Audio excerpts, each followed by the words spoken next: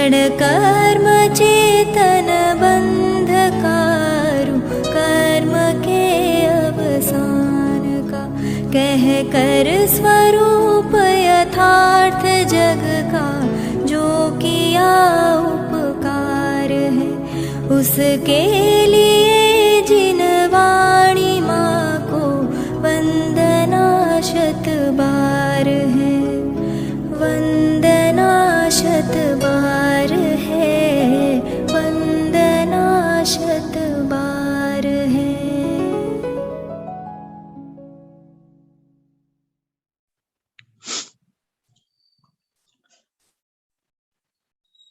स्वामिनश्चरितं तस्य कस्य नो विस्मयावहम्,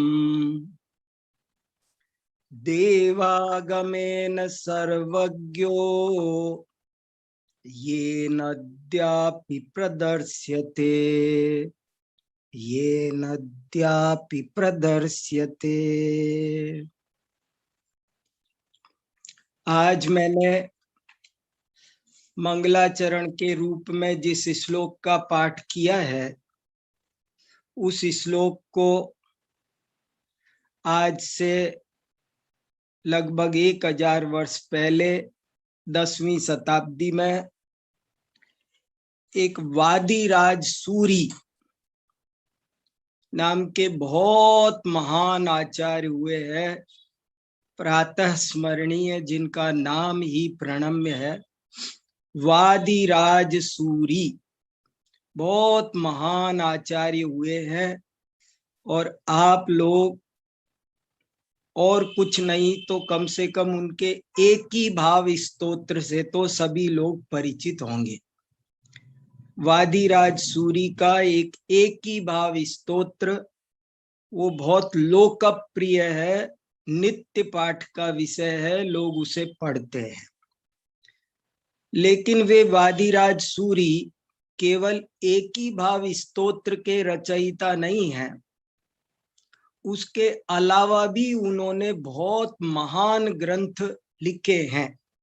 जैन सरस्वती के भंडार को भरने में उनका अद्भुत योगदान है। मैंने अभी जो मंगलाचरण सुनाया है वो उनका एक संस्कृत महाकाव्य है, पार्श्वनाथ चरितम। संस्कृत का बहुत अद्भुत महाकाव्य है पार्श्वनाथ चरितम। 12 सर्ग हैं।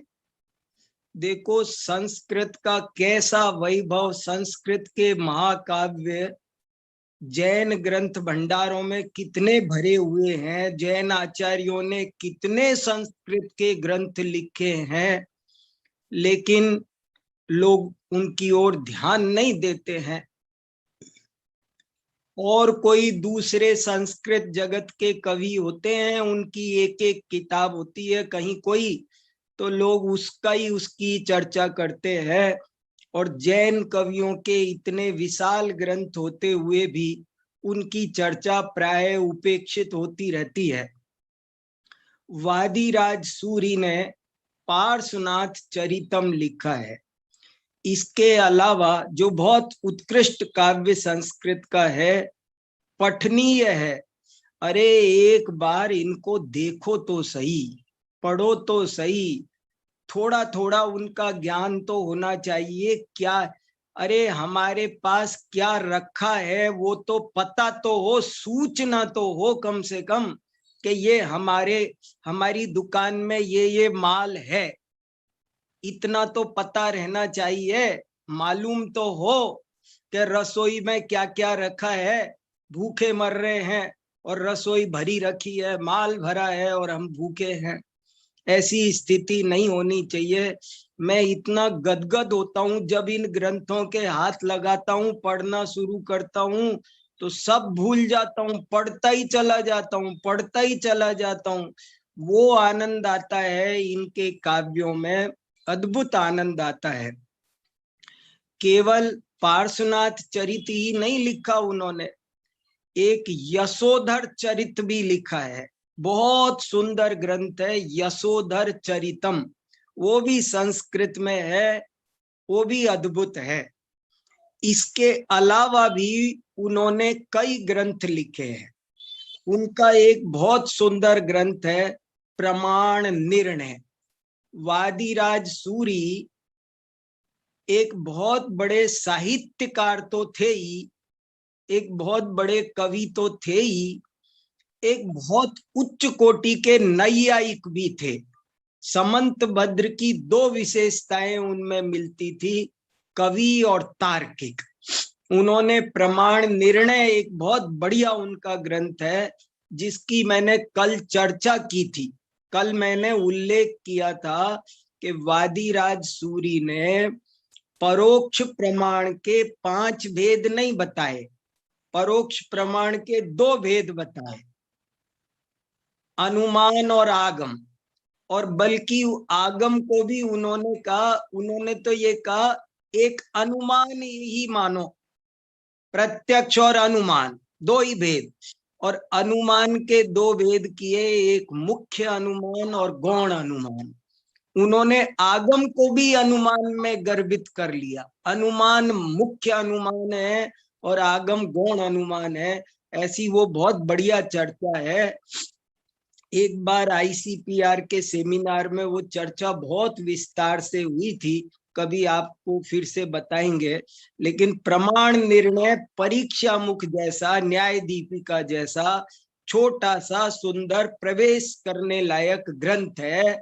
बीना से छपा है हिंदी अनुवाद के साथ में। इसके अलावा उन्होंने अकलंक आचार्य ने एक न्याय विनिश्चय लिखा है, न्याय विनिश्चय। उस न्याय विनिश्चय की टीका लिखी है। ये न्याय विनिश्चय विवरण, न्याय विनिश्चय विवरण भारतीय ज्ञानपीठ से छपा है। न्याय विनिश्चय ग्रंथ की टीका।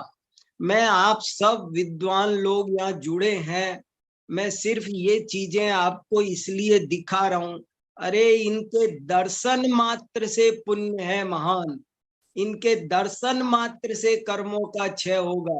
इनके दर्शन करो, इनका अध्ययन करो, देखो, इनकी थोड़ी सी तो नॉलेज रखो। 5% 2% जरा सा तो पता हो कि हमारे पास कैसे कैसे। मैंने कल अपनी पीड़ा व्यक्त की थी कि हमारे पास कैसे कैसे ग्रंथ रत्न है। यदि इनका प्रचलन समाप्त हो जाएगा, यदि इनका पठन पाठन समाप्त हो जाएगा, तो जिन शासन की बहुत बड़ी हानि होगी। ये महान ग्रंथ हैं, थोड़े कठिन लगते हैं, लेकिन श्रमण संस्कृति के उपासकों को श्रम से घबराना नहीं चाहिए। जैन दर्शन पुरुषार्थवादी है, सरल सरल के पीछे नहीं। आज बहुत लोगों ने मेरे से अष्ट सहस्त्री के बारे में बात की है, बहुत लोगों ने गणेश प्रसाद वर्णी के बारे में बात की है। कितने ही लोग इस विषय में और जानना चाहते हैं, और पढ़ना चाहते हैं, और सुनना चाहते हैं। और ये जो आप लोगों का ऐसा भाव है, वो मुझे भी उत्साहित करता है। पर मुझे भी तो जितना आता होगा उतना ही बताऊंगा ना। इसलिए ये चीजें बहुत हमारे प्रचलन में रहनी चाहिए। हम लोग परस्पर चर्चा करते रहेंगे तो ये चीजें सुरक्षित रहेंगी। देखो क्या लिखा, आपको एक कटिंग भेजी ना ग्रुप पर के गणेश प्रसाद वर्णी ने गुरुजी से कहा कि भगवान का, हमारे भगवान का सही स्वरूप समझना हो तो इस अष्ट सहस्त्री में लिखा है, इसके बिना हम नहीं समझ सकते। लोग ऊपर ऊपर से मान लेते हैं, ओढ़ लेते हैं, अंदर से फलित नहीं होता। धर्म तो फलित होने की चीज है, इसलिए वो फलित होना चाहिए। इसलिए इन सब चीजों की थोड़ी थोड़ी तो जानकारी होना जरूरी है। इसीलिए मैं आपको ये सब चीजें दिखा रहा हूं। और हमारे यहाँ कितना अपार वैभव है, वो सब आपको थोड़ा सा बानगी सी जरा सी दिखाता रहता हूं। तो पार्श्वनाथ चरित का ये मंगलाचरण है। स्वामिनश्चरितं तस्य कस्य नो विस्मयावहम् देवागमेन सर्वज्ञो येनाद्यापि प्रदर्श्यते। जब भी स्वामी कहा जाए तो समझना समंत भद्र स्वामी। स्वामी शब्द रूढ़ हो गया। स्वामी माने समंत भद्र स्वामी। बड़े लोगों का समंत भद्र स्वामी इतने बड़े हैं कि उनका नाम लेते भी उनको संकोच का अनुभव हो रहा है। नाम नहीं लिया जा रहा, बड़े व्यक्ति हैं इतने। तो स्वामी समंत भद्र स्वामी का चरित्र किसे आश्चर्य उत्पन्न नहीं करेगा। और क्या खास बात है, देवागमेन येन सर्वज्ञो, कि जिनने देवागम स्तोत्र ऐसा लिख दिया, ऐसा ठोस माल उन्होंने देवागम स्तोत्र की रचना करके उन्होंने भव्य जीवों पर अनंत उपकार कर दिया। पंचम काल के अंत तक के भव्य जीव, सम्यक दृष्टि जीव, उसके निमित्त से आज भी हथेली पर सर्वज्ञ को जानेंगे, हस्तामलकवत सर्वज्ञ का निर्णय करेंगे। इतनी ताकत देवागम स्तोत्र में है। देवागम स्तोत्र को पढ़कर कोई भी व्यक्ति हस्तामलकवत सर्वज्ञ की श्रद्धा कर सकता है। ऐसा ये अद्भुत ग्रंथ जिन समंत भद्र स्वामी ने दिया, मैं उन समंत भद्र स्वामी को बारंबार भक्ति पूर्वक प्रणाम करता हूँ।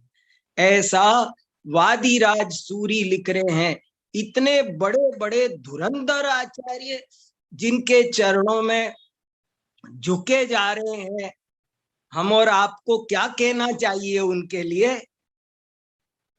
इतने बड़े बड़े आचार्य उनके चरणों में झुके चले जा रहे हैं। तो ऐसी ये बहुत ही महत्वपूर्ण चर्चा है। और ये मंगलाचरण सुनाने का एक प्रयोजन ये भी था कि भाई हमको थोड़ी हमारी काव्य परंपरा का भी परिचय हो।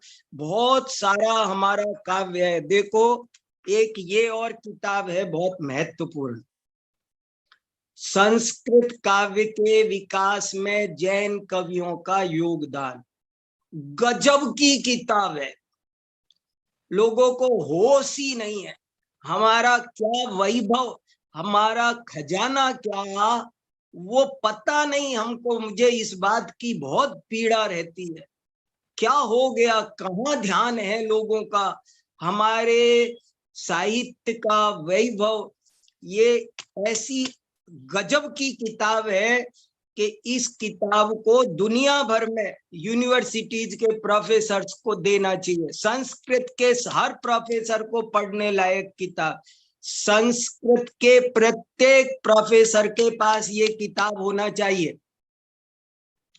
इसमें ये लिखा है कि संस्कृत काव्य को जैन कवियों ने क्या क्या दिया है।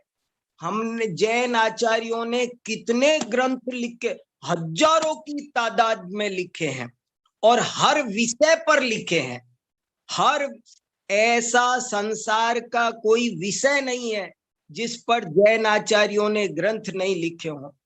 ऐसी कोई साहित्य की विधा नहीं है जिसमें जैन आचार्यों ने ग्रंथ नहीं लिखे। मैंने तो एक लेख लिखा है, जैन विद्या की व्यापकता, उसमें मैंने ग्रंथों के नाम लिखे हैं कि हर विषय पर जैन आचार्यों के ये ग्रंथ है। कोई विषय दुनिया का ऐसा नहीं है, कोई ज्ञान विज्ञान की शाखा ऐसी नहीं है जिस पर जैन आचार्यों ने ग्रंथ नहीं लिखे हों। और अपने आप में अनूठे हैं, बड़ी सूक्ष्म उनका ज्ञान है। तो ऐसी सब जानकारियां विद्वानों को, समाज को, हमको होना बहुत जरूरी है। हम अपनी नई पीढ़ी तक भी इस ज्ञान को पहुंचाएं, लेकिन पहुंचाएं तो तब ना जब हमें भी थोड़ा सा पता हो। इसलिए ये सब चीजें हमको थोड़ी थोड़ी जानकारी हो इसलिए आपको सुनाया है। एक बार मंगलाचरण का श्लोक फिर सुनो आप, फिर मैं आप्त मीमांसा पर चलता हूं।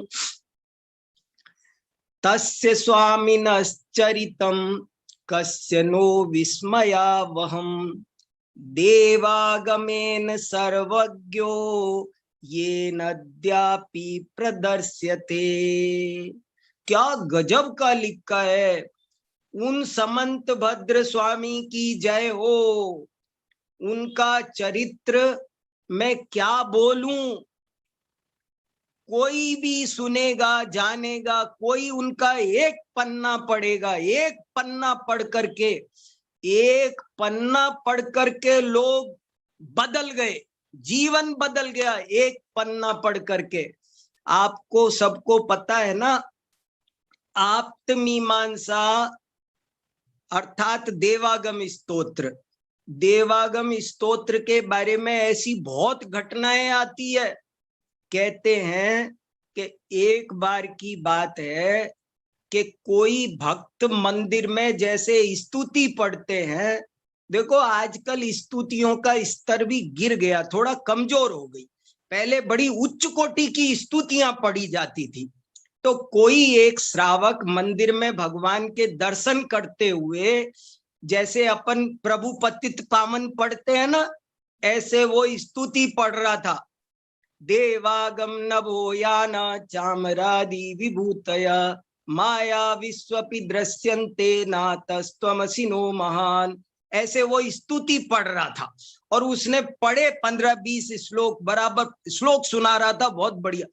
क्या वातावरण होगा, लोग मंदिर में संस्कृत की स्तुतियां गाते थे और रास्ते से गुजरने वाले उनको सुनते थे। वो गा रहा था, सत्वमेवासि निर्दोषो युक्ति शास्त्रा विरोधी वाग अविरोधो यदिष्टम ते प्रसिद्धेन न बाध्यते त्वन्मतामृत बाह्यानाम। वो श्लोक गा रहा था धड़ाधड़। और कहते हैं कि वहां से पात्र केसरी नाम के एक आचार्य ब्राह्मण विद्वान अपने 500 शिष्यों के साथ गुजर रहे थे और वो गा रहा था। तो उन्होंने पूछा, हाँ दीपाली जी, इसमें ये कहा जाता है कि वे ही पात्र केसरी बाद में दीक्षित होकर के आचार्य विद्यानंद कहलाए। तब पहले उनका नाम पात्र केसरी था। जो भी है, प्रामाणिक पक्की जानकारी नहीं, ये तो किंवदंतियां हैं। तो वो पात्र केसरी आचार्य गुजर रहे थे, तो वो उन्होंने ये सुना और सुन करके उस श्रावक से पूछा कि इसका अर्थ बताओ। क्या बोला, महाराज मुझे अर्थ वर्थ नहीं पता। अरे तुमको अर्थ नहीं पता? हाँ, जैसे हमारी समाज में बहुत से लोग भक्तामर स्तोत्र पढ़ते हैं पर उनको अर्थ नहीं पता, ऐसे वो पढ़े जा रहे। बोले महाराज मैं तो पढ़ता हूँ श्रद्धा भाव से, मुझे अर्थ नहीं पता। फिर उन्होंने उसका अर्थ समझा, इतनी जिज्ञासा हुई और इस देवागम स्तोत्र ने उन 500 के 500 का जीवन बदल दिया। बदल दिया, सब बदल गया, मामला बदल गया। तो क्या लिखा देखो, स्वामिनश्चरितं तस्य कस्य नो विस्मयावहम् देवागमेन सर्वज्ञो येनाद्यापि प्रदर्श्यते। ऐसी ऐसी बात थी। बहुत आचार्यों के होते थे वैभव जी। तो ऐसे देखो बहुत सुंदर सुंदर बातें हैं। पढ़ो, रोज अभ्यास करो, थोड़ा थोड़ा करो। मैं भी इस वक्त इसीलिए सब चल रहा है अपना ये शांति से तो चल रहा है। देखो कैसी कैसी बातें निकल निकल कर आ रही है। चलो अब आपको जो मैंने कल प्रकरण किया था उसके आगे बढ़ने का मन था, पर 2-4 कुछ बातें रह गई इंपॉर्टेंट। मैं उन इंपॉर्टेंट बातों को आपके सामने और रखना चाहता हूं और फिर आगे बढ़ेंगे। देखो क्या क्या बातें हैं, आपके साथ कुछ चर्चा ही हो जाएगी, यूं समझ लो। कुछ खास बातें रह गई है ऐसा लग रहा है, इसलिए वो बातें आपको दिखाना है मुझे। नंबर 1, ये जो अष्ट सहस्त्री आपको सुनाई कल, इस अष्ट सहस्त्री में जो मैंने कल आखिरी कारिका पढ़ी थी 78 नंबर की, अहेतुवाद और हेतुवाद का स्यादवाद स्थापित करने की, उसमें टीका में 2-4 बातें बहुत महत्वपूर्ण आई है। मैं आप सबको उस पर विचार करने के लिए, ध्यान देने के लिए कुछ सुनाना चाहता हूं। देखो, नंबर 1 बात कैसी गजब की आई है, बहुत शांति से आपके सामने रख रहा हूं, आप जरा ध्यान देना क्या है बात। इसमें एक बात आई, जब वेद प्रमाण की चर्चा हुई, वेद प्रामाण्यवाद की, तो उसने, शंकाकार ने एक प्रश्न किया कि साहब, हमारे वेदों में मंत्र बहुत गजब गजब के हैं, हमारे वेदों का महत्व आप और वजह से मानो या ना मानो, लेकिन मंत्रों की वजह से आपको वेदों को महत्वपूर्ण मानना ही पड़ेगा। हमारे वेदों में मंत्र गजब के हैं, ऐसा उसने प्रश्न रखा। अब आप इसका उत्तर सुनो विद्यानंदी आचार्य का। विद्यानंदी आचार्य मतलब जो सभी दर्शनों के वैदिक आचार्य, कितना पढ़ लिख करके आए थे, क्या नहीं पढ़ा था उन्होंने, बताओ। जिनको सब ज्ञान था, वो क्या उत्तर देते हैं, आपको सिर्फ सुनाना चाहता हूं, आप शांति से सुनो क्या उत्तर दिया उन्होंने। उन्होंने उत्तर दिया, आपका यह कथन भी अयुक्त है। मैं एज इट इज पढ़ रहा हूं, सुनना, बहुत क्रांतिकारी बात। आपका यह कथन भी अयुक्त। कौन सा कथन? वो कह रहा था कि हमारे यहाँ मंत्र तो गजब के है साहब, और सब छोड़ो, मंत्र गजब, वैदिक मंत्रों की बहुत चर्चा होती है। तो बोले आप मंत्र, तो उत्तर, आपका यह कथन भी अयुक्त है, क्योंकि ये मंत्र मूल रूप से जिन प्रवचन में ही कहे गए हैं और वे ही वेद में प्रयुक्त हुए हैं, यही बात व्यवस्थित है। क्योंकि जिन प्रवचन में जो मंत्र हैं, वे, उनकी स्थिति ऐसी है जैसे कि समुद्रादि खानों में ही रत्नों की उपलब्धि होती है। कितने ही रत्न, ये लाइन पर जरा फिर ध्यान, कितने ही रत्न राजकुल आदि में उपलब्ध होते हैं, पर वे वहीं के नहीं हैं, किंतु वे रत्नाकर या समुद्र आदि से ही लाए जाते हैं। उनका उत्पत्ति स्थान तो समुद्र ही है, लाकर कोई अपने घर में कहीं भी रख ले।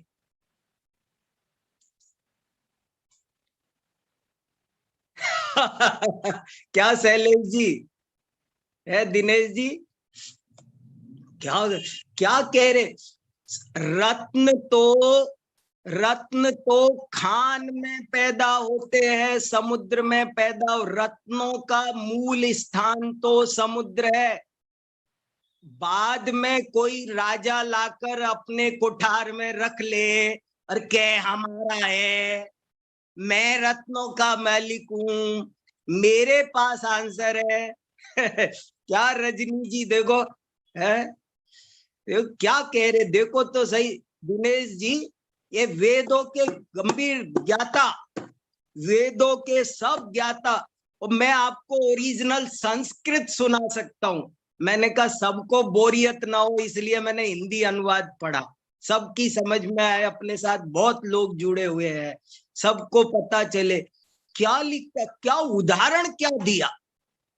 रत्न मेरे घर में रखे रहने से, मैं को मेरी गोदरेज की अलमारी में रखे हैं, तो मैं उसका बाप नहीं हो गया। उस रत्नों का बाप तो जिन प्रवचन है, मंत्रों का बाप तो जिन प्रवचन है, क्या कह रहे हैं, क्या कह रहे हैं ये, मैं तो गदगद हो रहा हूं। और कभी कभी मैं ऐसे सुनता हूं हमारे कुछ साथियों से, जैन धर्म में मंत्र कुछ नहीं होते। हमारे कुछ साथी ऐसे बोलते हैं जैन धर्म में मंत्र कुछ नहीं होते, तब और भी पीड़ा होती है।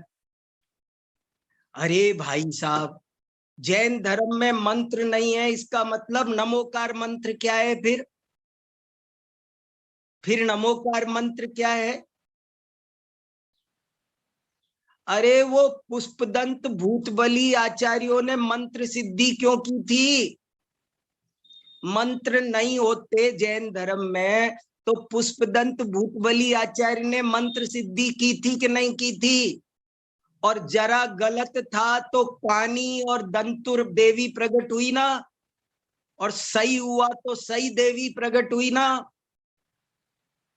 तो जैन दर्शन में, जैन साहित्य में, जैन संस्कृति में मंत्र है कि नहीं, बताओ आप, सोचो सब लोग।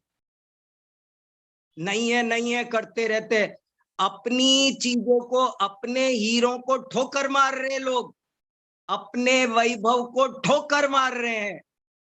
हमारा वैभव देखो, मंत्र नहीं है जैन दर्शन में। ये क्या कह रहे हैं? मंत्रों का उत्पत्ति स्थान समुद्र, जिन प्रवचन है, बाद में तुम कहीं ले गए, और कहीं क्या, उन्होंने वेदों के बारे में कह दिया। वो कह रहा है वो वेदों में मंत्र, बोले वेदों में मंत्र कहां से आए?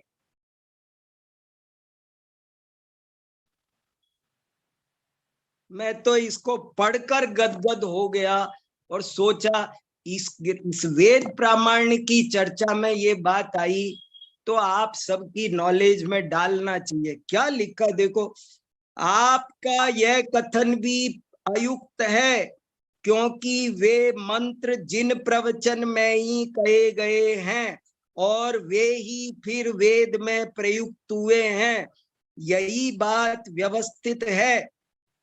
मैं बहुत कई घंटे मंत्र शास्त्र पर चर्चा कर सकता हूं, कई घंटे मंत्र शास्त्र पर चर्चा कर सकता हूं। ऐसे मत बोलो कि नहीं है नहीं है। अरे क्या, कैसे उसका स्वरूप है उसको समझना जरूरी है। देखो इतने बड़े आचार्य कह रहे हैं मंत्र जैसे जैसे रत्न उत्पन्न तो समुद्रादि में खान में ही होते हैं, उनकी मूल स्थान की उपलब्धि तो वहीं होती है, बाद में कितने ही रत्न राजकुल आदि में ले जाकर रख दिए जाते हैं, परंतु वे वास्तव में मूलतः वहां के नहीं होते हैं, होते तो वे रत्ना करके ही हैं। इसी प्रकार तो एक बात आपको ये सुनानी जरूरी थी। दूसरी बात, हाँ ये इसमें लिखा है दीपाली जी, सब इसमें बहुत विस्तार से और चर्चा की है, ये तो पढ़ने लायक विषय है। खैर, इसके अलावा एक और बात मेरे को दूसरी सुनानी थी आपको। मैं आपसे फिर से चर्चा, हमारे ग्रुप पर थोड़ी चर्चा ये चल रही है, दो तीन बातें स्पष्ट होना जरूरी है। संदेश भैया आप भी ध्यान देना, अभी आपने एक बात बोली कि कभी हेतु से सिद्धि होती है, कभी अहेतु से सिद्धि होती है, इसलिए दोनों ही मान्य है। इस पर ध्यान देना आप लोग, ये कभी शब्द पर ध्यान देना। यहां ये कहना चाहते हैं, बहुत इंपॉर्टेंट पॉइंट है, इसीलिए मैंने आज फिर उठाया है। ये कभी कभी वाला मामला नहीं है, ये मामला हेतु और अहेतु के अविनाभाव का है। अकेले हेतु से कभी भी नहीं होती है, अकेले अहेतु से कभी भी नहीं होती है। मैं कितना बोलूं और कितना जोड़ दूं, ये विषय ज्यादा चर्चा में है नहीं ना स्वाध्यायी लोगों में, इसलिए इसको घिसना पड़ रहा है इतना। मैं फिर जोड़ दे के रिपीट कर रहा हूं, भाव अभाव, नित्य अनित्य, द्वैत अद्वैत, इन सब के अविनाभाव घटा के देखो, सब देखो, अपने अपने में देखो। अकेले हेतु से सिद्धि संभव नहीं है। हेतुवादी से कहा जा रहा है तू करके बता। हेतु देखो, लाइन बोलता हूं खास, हेतुवाद अहेतुवाद का अविनाभावी है, इस पर ध्यान दो और इसे समझो, अच्छे से समझो। मैं जोर देना चाहता हूं इस बात पे, क्योंकि नहीं तो आप मीमांसा पल्ले नहीं पड़ेगी, सारे 10 परिच्छेद गुजर जाएंगे। लेकिन ये बात समझना जरूरी है कि भाव और अभाव अविनाभावी है।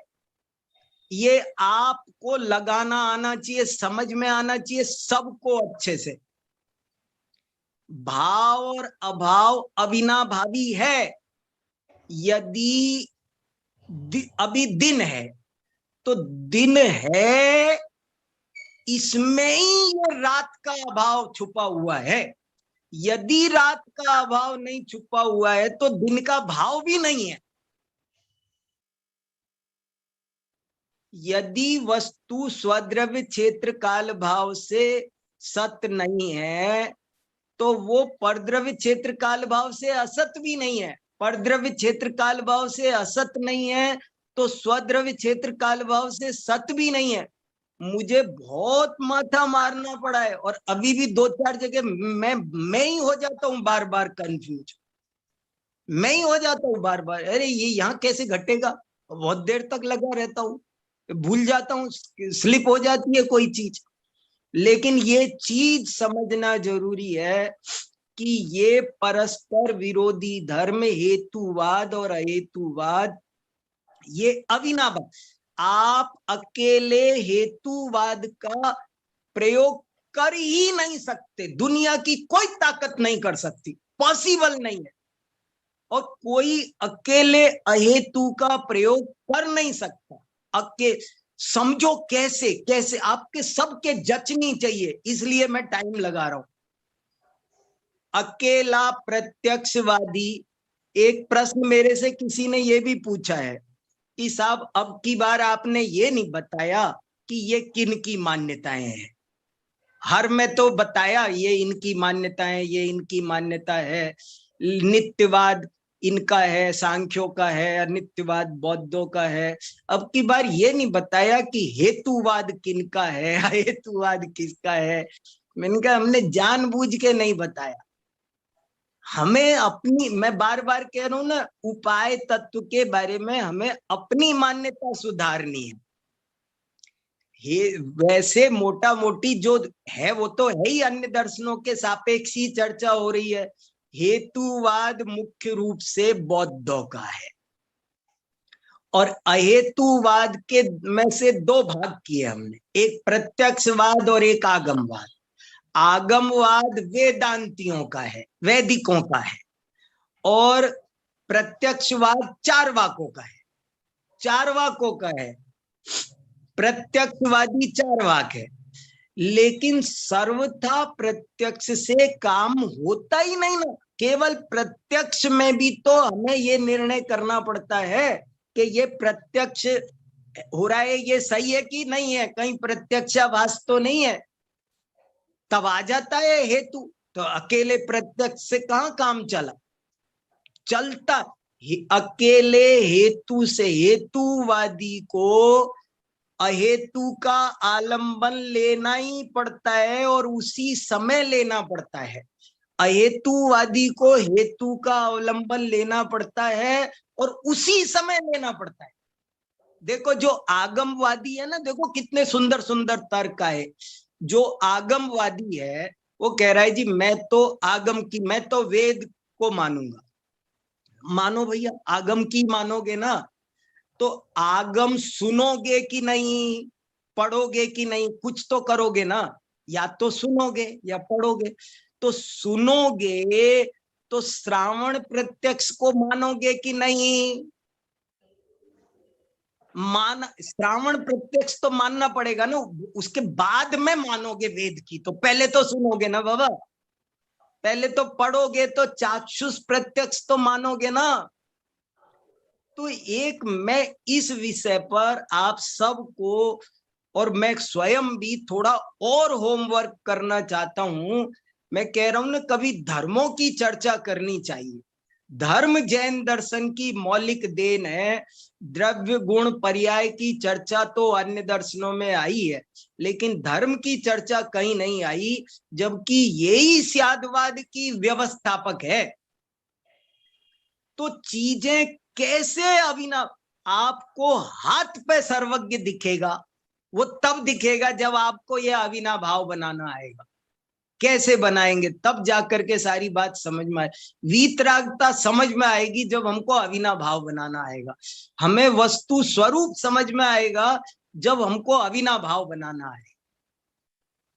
ये सब पर बना बना के देखो, ऐसा नहीं है कि जब हम आगम, जब वक्ता वो हो तब तो हम केवल आगम साधित मानते हैं, और जब वक्ता अनाप्त हो तो हम हेतु साधित मानते हैं। मुख्यता गौणता की अपेक्षा हेतुवाद अहेतुवाद हमें मंजूर है। मुख्य गौण करके हेतुवाद आगमवाद हमें मंजूर है। स्यात लगा के हमें मंजूर है, हमें स्यात लगा के मंजूर है, सर्वथा लगा के मंजूर नहीं है। ये बहुत ज्यादा खास बात है। मैं आपको स्यात पद पर एक छोटी सी फोटो पढ़कर सुनाना चाहता हूं। संदेश भैया लगा सकते हो तो लगाना स्क्रीन पर, बहुत सबकी नॉलेज में आना चाहिए, वो बहुत बढ़िया चीज है।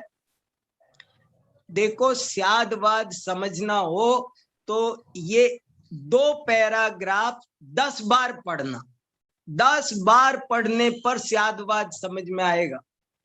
ये समझना बहुत जरूरी है। देखो क्या कह रहे हैं, स्यात क्यों लगाते हैं, क्या जरूरी क्या है, क्यों लगाना स्यात। देखो, जैसे हम कहें कि स्यात वस्तु नित्य है, तो इस समय इस वाक्य में स्थित स्यात शब्द अन्य वस्तु धर्मों के अस्तित्व की रक्षा करता है। ओहो, ये खास बात है। स्यात क्या करता है? स्यात शब्द वस्तु के अन्य धर्मों के अस्तित्व की रक्षा करता है, उनके अस्तित्व की सूचना देता है, ये अभिप्राय है।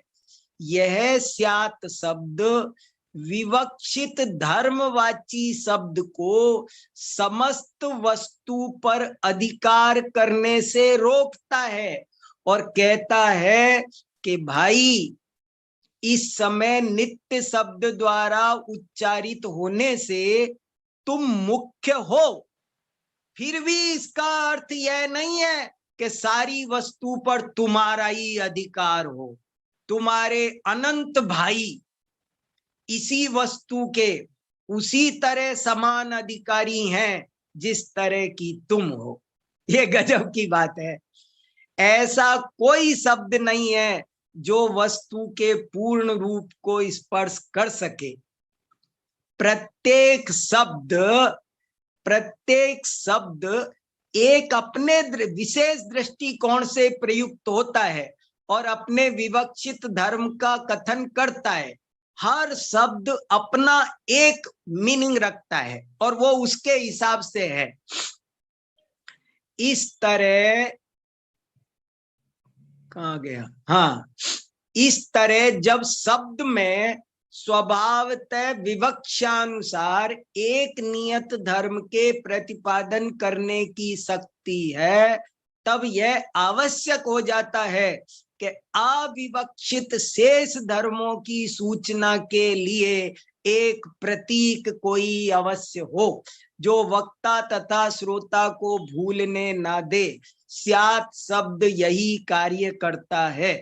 आगम में इसी तथ्य को इन शब्दों में कहा है कि जो नियम का निषेध करने वाला है, निपात से जिसकी सिद्धि है, जो सापेक्षता की सिद्धि करता है वह स्यात् शब्द कहा गया है।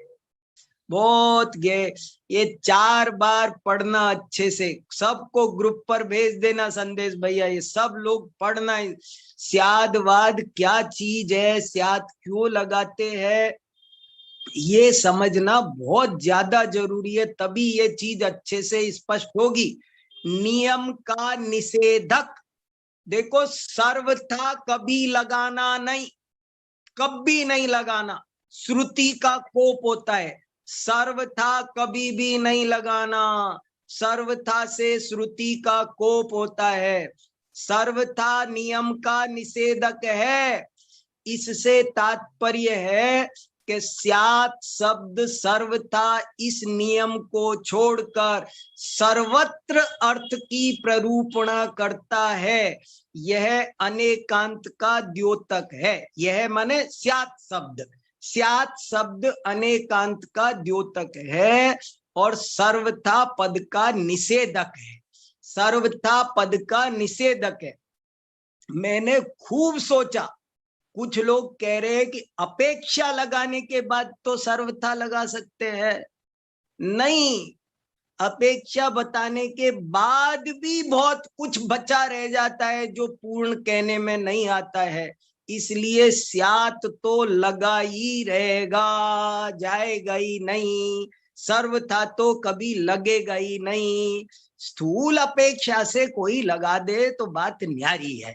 स्थूल अपेक्षा से कोई कुछ स्थूल कथन करता हो तो हमें दिक्कत नहीं। सर्वथा लगा होगा तो भी हम समझेंगे यहाँ स्याति लगा हुआ है। सर्वथा लगा होगा तो भी हम समझेंगे कि स्याति लगा हुआ है, ये खास बात है। वस्तु सर्वथा रूप से सती है, सर्वथा असती है इत्यादि रूप से प्रतिपादन करना के नियम का त्यागी है स्यात्। स्यात् बोल नहीं सकता ऐसा। इसलिए वस्तु जैसी प्रमाण से ज्ञात या प्राप्त है उसको यह स्यात् शब्द अपेक्षा में रखने का काम करता है। ये स्यात् का बहुत बड़ा महत्व है। इसलिए इस पर थोड़ा सा वर्क करना है, शांति से सब बातों को सोचना है।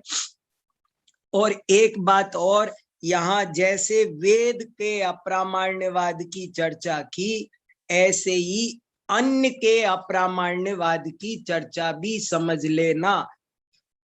अन्य माने पिटक।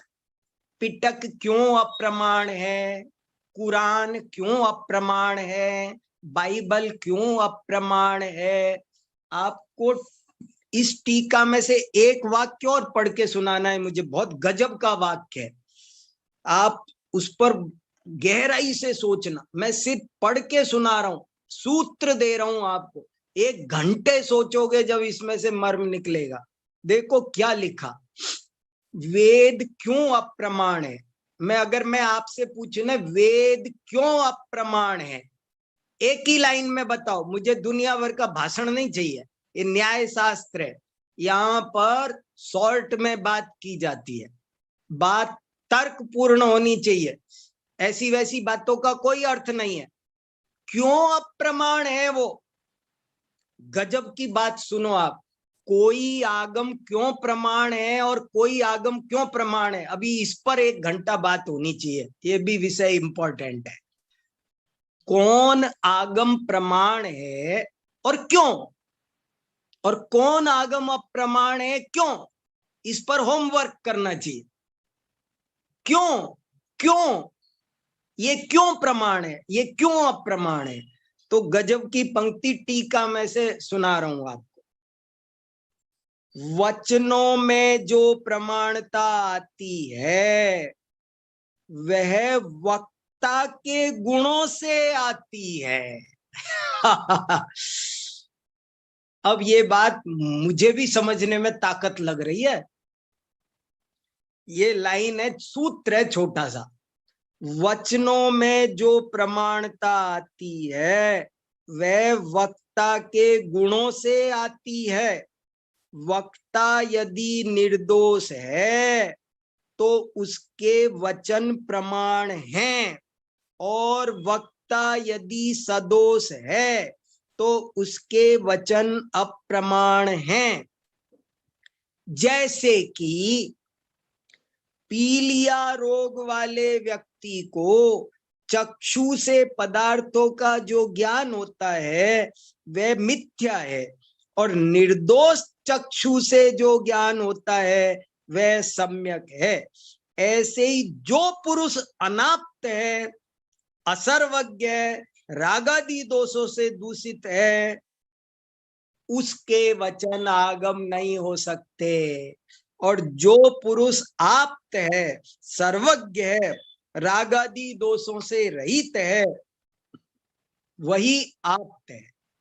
इस पर तो हमको चर्चा करनी चाहिए, ये मूलाधार है, ये बहुत इंपॉर्टेंट बात है। कोई ग्रंथ क्यों प्रमाण है, जिन वाणी क्यों प्रमाण है, अन्य वाणी प्रमाण क्यों नहीं है, इस पर तो चर्चा होनी चाहिए, थोड़ी लंबी चर्चा होनी चाहिए। जिन वाणी ही क्यों प्रमाण है, अन्य वाणी प्रमाण क्यों नहीं है।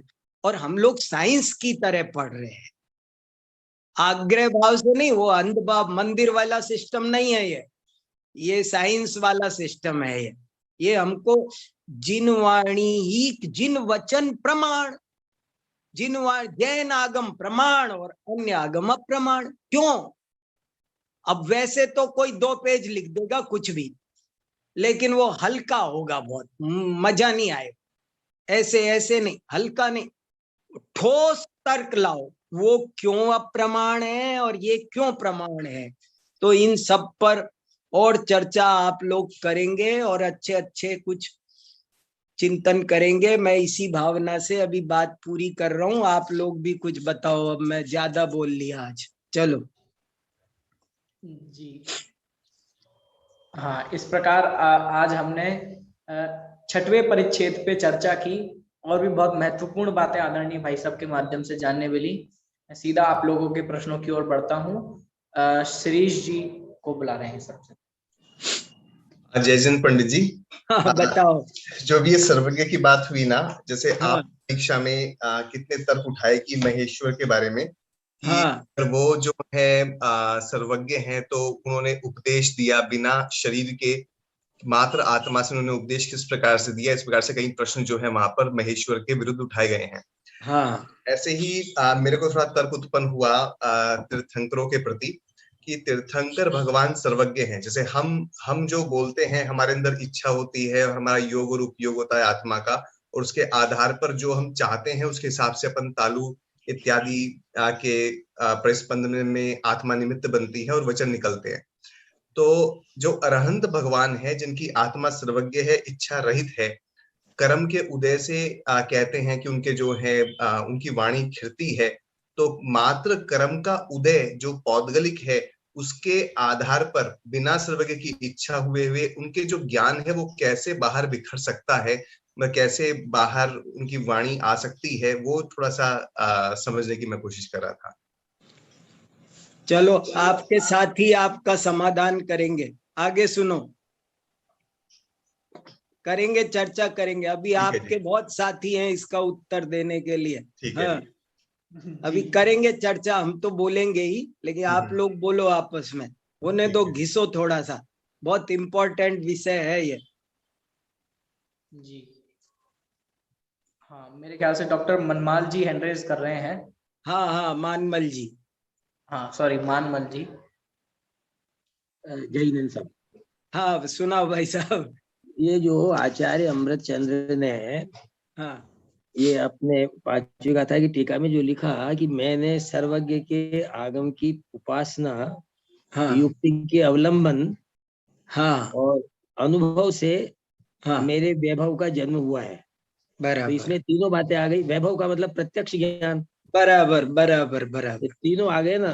तो इससे ये बराबर। निकला कि हाँ, किसी भी वस्तु के स्वरूप का यथार्थ ज्ञान करने के लिए हाँ, हमें सर्वज्ञ के आगम, युक्ति का अवलंबन और हाँ, अनुभव से प्रमाणित करने पर ही वो ज्ञान प्रामाणिक होता है। बहुत बढ़िया। यही तो मैं कह रहा था कि हेतुवाद और अहेतुवाद दोनों अविनाभावी है। हाँ, अकेला एक कोई माई का लाल प्रयोग करके दिखा नहीं सकता, हो नहीं सकता। बहुत बढ़िया, बहुत अच्छा, बहुत बढ़िया बात कही आप, बहुत बढ़िया कहा। दूसरा, भाई साहब ने एक बार गुण और धर्म की कक्षा ली थी युगल जी ने। हाँ हाँ हाँ। तो उन्होंने बताया था कि गुण तो वस्तु के स्वरूप की रचना करते हैं। हाँ। और ये नित्य अनित्य एक अनेक आदि जो धर्म है, हाँ। वो वस्तु के स्वरूप को यथावत बनाए रखते हैं। अच्छा। तो और भी बातें बताई थी, उनकी पर्याय होती है, इनकी पर्याय नहीं होती है। बराबर बराबर धर्म का परिणमन नहीं होता, उनका परिणमन होता है। शक्तियों का और गुणों का परिणमन होता है, वो अलग बातें हैं। इसी तरह जो समय सार में एक वस्तुत्व की उपजाने वाली परस्पर विरुद्ध दो शक्तियों का प्रकाशित होना अनेकांत है। हाँ तो इसमें हाँ धर्म की परिभाषा आ गई ना, हाँ कि हाँ एक वस्तु में वस्तुत्व को उपजाने वाली परस्पर जो दो शक्तियां हैं, हाँ। परस्पर विरुद्ध लेकिन अविरोध रूप से विद्यमान रहने वाली, बराबर उनका बराबर नाम धर्म है। बराबर, महत्वपूर्ण बात है। अभी कहाँ तक सही है बताओ आप। हाँ नहीं नहीं, ठीक है ठीक है ठीक है, बहुत बढ़िया। हाँ हाँ, संदेश भैया जी। और कोई भी? हाँ, दिनेश जी।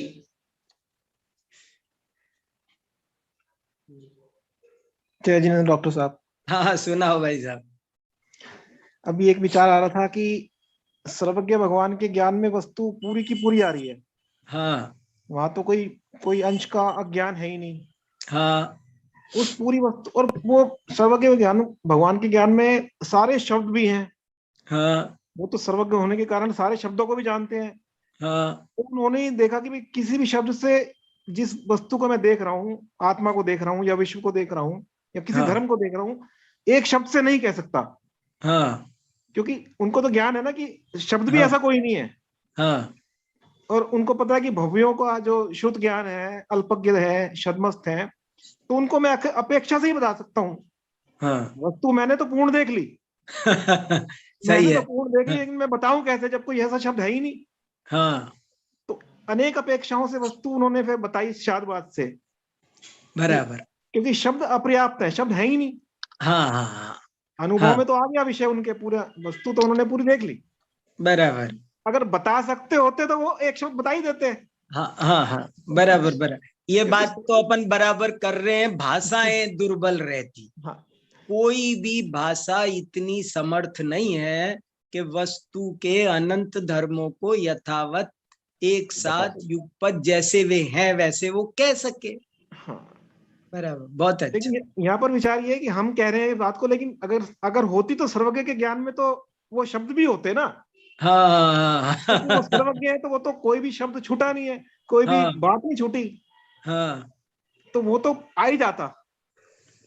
अगर किसी प्रकार से वो शब्द होता तो वो तो ज्ञान में आ ही जाता, मतलब वाणी में आ ही जाता, दिव्य ध्वनि में। बिल्कुल बिल्कुल बिल्कुल। ये कहने का मतलब है मेरा। नहीं नहीं नहीं नहीं, बहुत बहुत अच्छा, बहुत अच्छा। हाँ रजनी जी। हाँ हाँ, रजनी जी। जय जिनेंद्र भाई साहब। हाँ जय जिनेंद्र, बताइए। हाँ, आज मुझे दो मतलब क्वेश्चन थे, एक तो आपने समाधान कर ही दिया। हाँ पहला तो ये जो आज एक विद्यानंद जी की मुझे आप्त परीक्षा मतलब मंदिर में मिली, हाँ तो उसमें जो आपने आज पात्र केसरी वाला उदाहरण हाँ बताया, हाँ, तो हाँ उसमें ऐसा हर एक का दिया हुआ है, मतलब मत के बारे में भी। और आज हाँ एक ये और बुक मिली, सप्तभंगी तरंगिणी, ये हाँ अपने हाँ इनकी है, बरणी जी की, बहुत सरल भाषा में। तो ये हाँ 7 और 9 का बहुत सुंदर, इसमें मतलब अभी तो मैंने थोड़ा शुरू ही किया है, हाँ तो हाँ हाँ, बहुत अच्छा बताया है इसमें। और बराबर। आप जो आगम का मुझे एक क्वेश्चन आया था दिमाग में, ये कि जब हमने सर्वज्ञ की पहचान कर ली, हमारे आप्त की पहचान कर ली, तो हाँ फिर हमें उनकी बात मानना चाहिए, हमें फिर उसको हेतु भी नहीं लगाना, कुछ नहीं लगाना चाहिए। हाँ हाँ ऐसा मन में आ रहा था, क्यों लगाएं जब हमने उनको परीक्षा कर ली पहले ही, तो फिर हम उनकी बात को यथावत मानना चाहिए हमें। हाँ एक हमें ये आ रहा था, तब आपने अभी बताया इसमें कि आगम को भी हम प्रत्यक्ष कर्ण और प्रत्यक्ष चक्षु से कर रहे हैं ना, उसमें प्रत्यक्ष आ गया ना, एकांत नहीं रहा ना वो भी। हाँ और आगम आपका निर्णय अनुमान से करेंगे तो अनुमान भी आ गया। अनुमान भी आ गया। तो ये तो इधर पे आपका सही बता, मतलब समझ में आया ये बात कि हम आगम को भी क्यों नहीं एकांत पे, आगम एकांत भी नहीं कर सकते यहाँ पर। हाँ, हो नहीं क्योंकि सकता। वहां प्रत्यक्ष और अनुमान दोनों आ जाते हैं उसमें। हाँ हाँ हाँ। ये तो हो गया। और एक अभी आपने जो स्वाद का बताया ना, बहुत सुंदर लगा मुझे उसमें कि स्वाद शब्द एक धर्म के अधिकार को मतलब नहीं बता के सभी धर्मों के अधिकार को बताना चाहता है। ये बहुत अच्छी बात लगी कि जैसे हाँ, मेरे बच्चे यदि मुझे सर्वथा मम्मी ही बोले, हाँ सर्वथा मम्मी बोल दे, तो मेरे हाँ में मतलब बहन का, हाँ, बहू वो का, सब खत्म। बेटी का, हाँ सब हाँ धर्मों का तो अधिकार ही खत्म हो जाएगा। हाँ। तो ये बात मुझे बहुत अच्छी लगी उस वाले पद में। वो तो आप जरूर डाल दीजिए संदेश भैया, ताकि हम लोग उसका बार बार मनन चिंतन कर सकें। सर्वथा माँ रहे तो भाई का अधिकार खत्म आपके ऊपर से, बिल्कुल।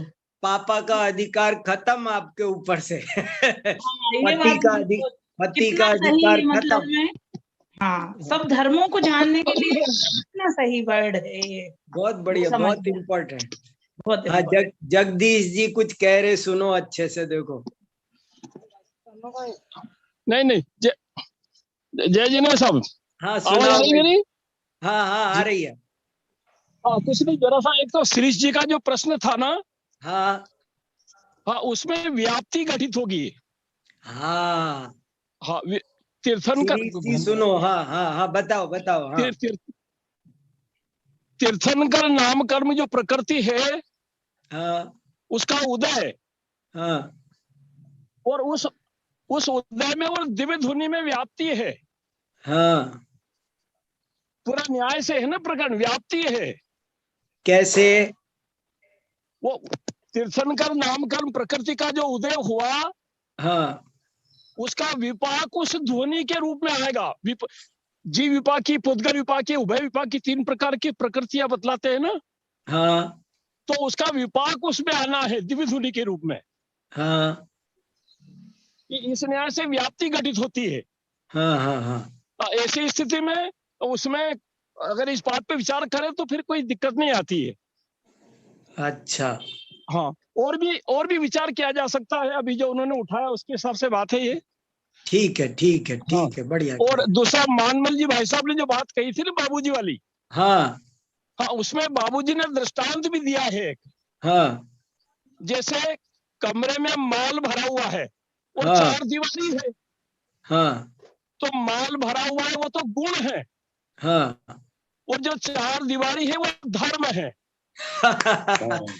वाह, यही तो मैं खोज रहा हूँ बहुत दिन से।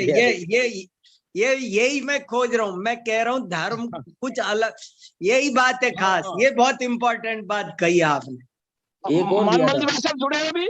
हाँ हाँ हाँ, हाँ, सुन रहा हूँ मानमल जी साहब हैं, सुन रहे हैं। वो एक सर्किल का उदाहरण दिया था। हाँ, वेरी सर्किल का गुड। उदाहरण दिया था कि सर्किल के अंदर तो गुण है हाँ और जो बाउंड्री है वो हाँ, धर्म है। गजब की बात है। इस पर हाँ। विचार करना है हम सबको। ये मुझे बढ़िया क्लू लग रहा है। अच्छा, ऐसा कहीं जगदीश जी ये बात कहीं आगम में मिलती है? अगर मिल जाए तो ये तो हो गया काम, हमारा समाधान हो पढ़ाया गया। था ये धर्म और गुण में भेद नहीं बताए थे। नहीं, तब बहुत उन्होंने बताया अच्छा। था। पर ये कहीं शास्त्रों में भी हाँ, मिल जाए, शास्त्र में मिल जाए तो बात। थोड़ा सा हाँ, और बराबर, कहीं बराबर। भी थोड़ा बहुत जी। मिल जाए थोड़ा, तो बहुत हाँ, बढ़िया हो मिलेगा, जाए। बराबर खोजेंगे तो मिलेगा वैसा, बराबर है। हाँ, थोड़ा सा मिल जाएगा ना। मैं हाँ, इस हाँ। धर्म पर कुछ रिसर्च करना चाह रहा हूँ हाँ। थोड़ा।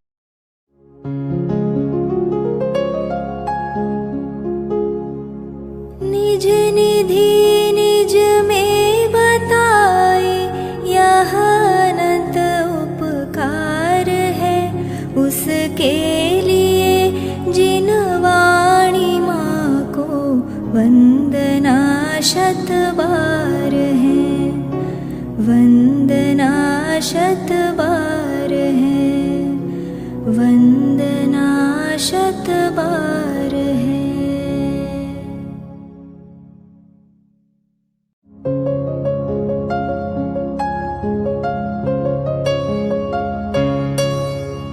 हे जिन वाणी भारती तो ही जपो दिन रैन, जो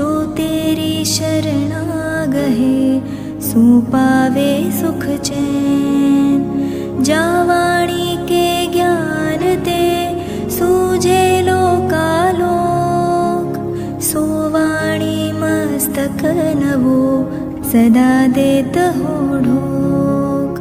सदा